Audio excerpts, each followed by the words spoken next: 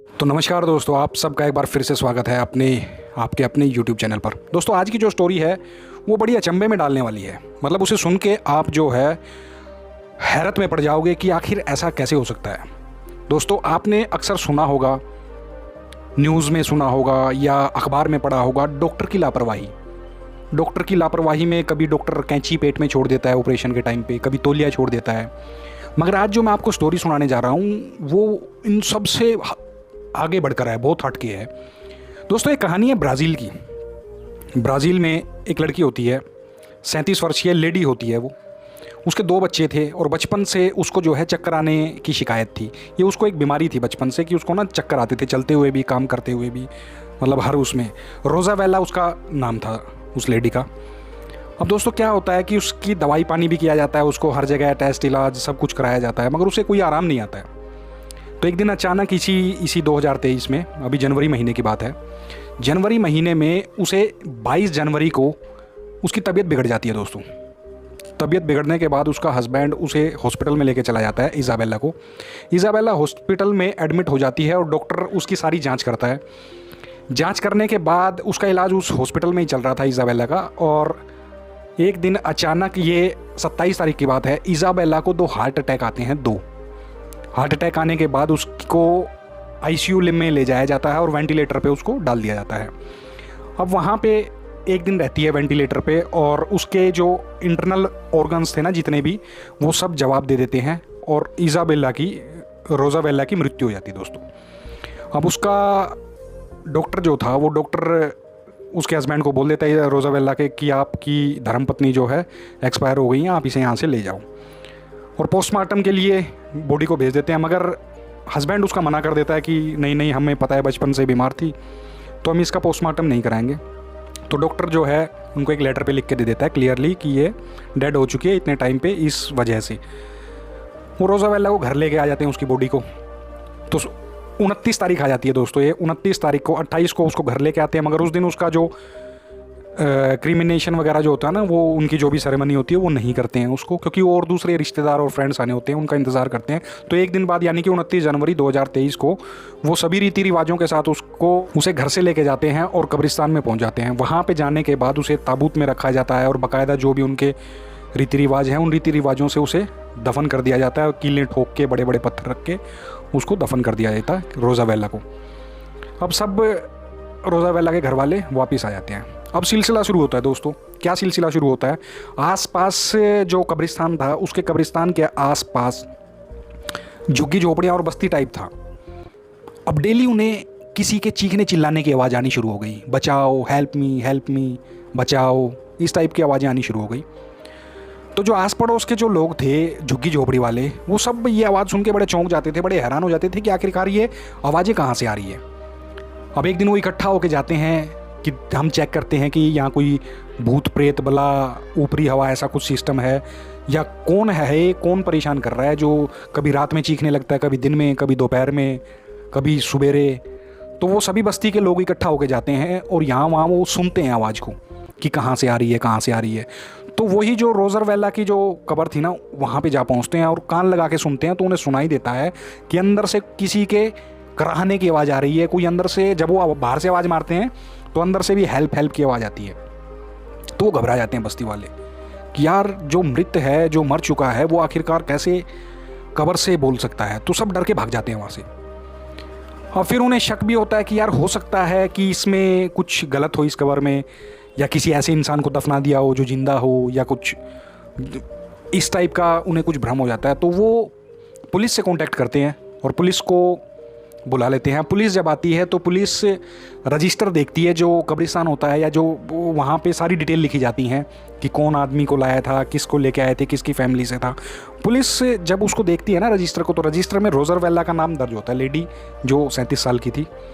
तो उसके घर वालों से कॉन्टेक्ट किया जाता है रोज़ावेला के कि आपकी जो ये आपने जिसे दफन किया था, इस कब्र से आवाज़ आ रही है। तो जो घर वाले हैं वो सुन के बड़े मतलब शौक हो जाते हैं, शौक में आ जाते हैं कि आखिर ऐसा कैसे हो सकता है।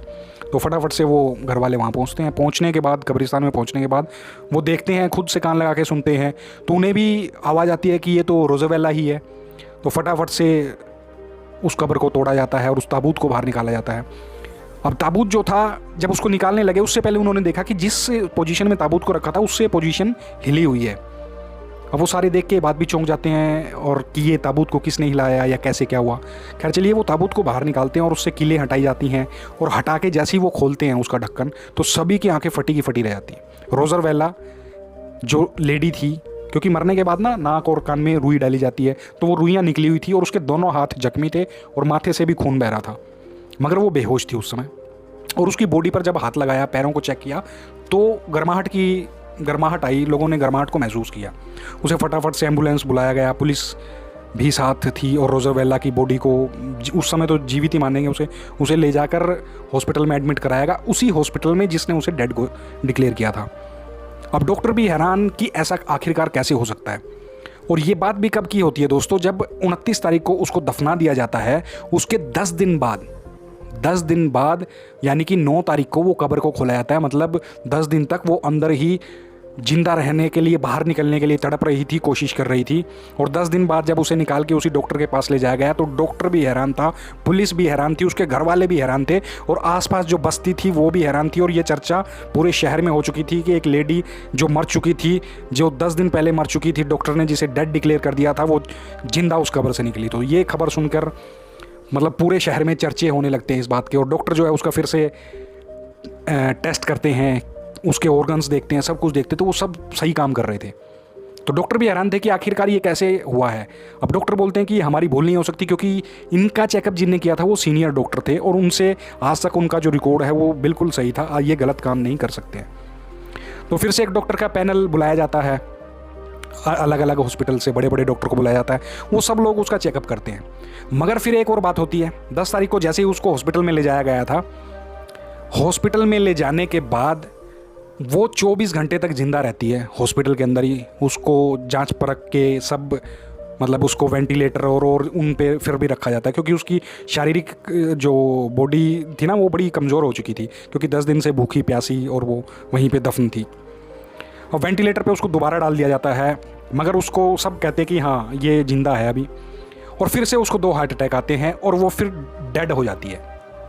अब सब डॉक्टर का पैनल एक रिपोर्ट तैयार करता है कि ये फिर से डेड हो गई और उसे दोबारा से चेक किया जाता है, 2 बार 3 बार 4 बार 5 बार उसको चेक किया जाता है कि कहीं ये पहले की तरह कोई केस तो नहीं है जैसे पहले हुआ था कि ये फिर से जीवित हो जाए। तो डॉक्टर बोलते हैं कि हम 24 घंटे इसको और ऑब्जर्वेशन में रखेंगे कि अगर ये दोबारा से जीवित हो जाती है तो फिर ये जो पूरी हिस्ट्री के लिए, मेडिकल हिस्ट्री के लिए एक रिसर्च का विषय हो जाएगा।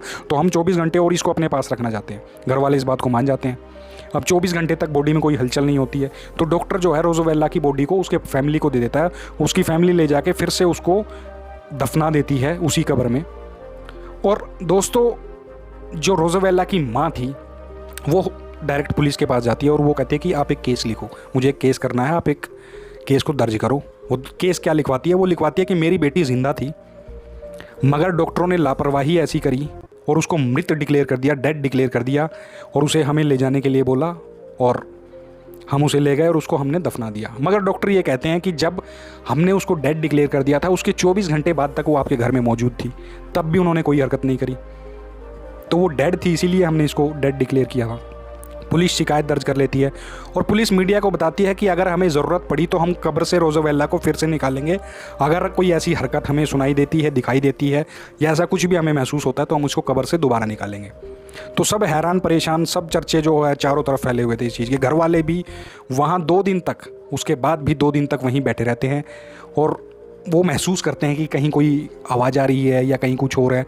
और बाकी आसपास की जितनी भी कॉलोनियाँ थी उनका भी जमावड़ा वहाँ पे बस्ती वालों का जमा था। सभी वहाँ ये अद्भुत नज़ारा देखने के लिए वहाँ पर इकट्ठा हुए थे। तो दोस्तों अब ये बड़ा सोचने वाली बात है कि ये डॉक्टर की लापरवाही थी या कुदरत का कोई करिश्मा था या उसके सांस 10 दिन और के लिखे थे कि 10 दिन और जीवित रहेगी।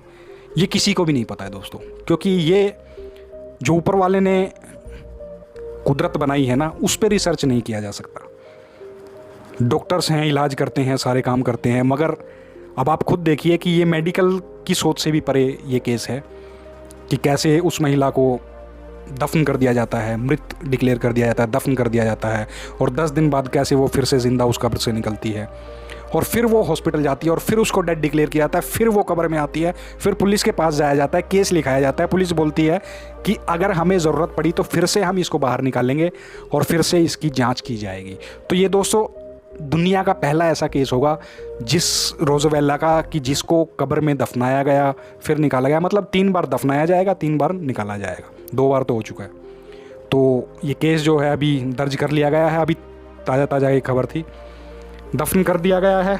और जैसे ही अगर कोई ऐसी आगे चीज़ निकल के आती है तो आपके साथ शेयर करेंगे। तो दोस्तों ये अजीबोगरीब किस्सा अगर आपको सुन के आनंद आया हो या सुन के आप मतलब अचंभित हुए हों, चौंके हों, तो दोस्तों वीडियो को लाइक करना और चैनल को सब्सक्राइब करके बेल आइकन को ज़रूर दबा देना जो ये दिखाई दे रही है आपको। इससे आपको नोटिफिकेशन मिल जाएगा मेरी जो भी कोई नई वीडियो होगी।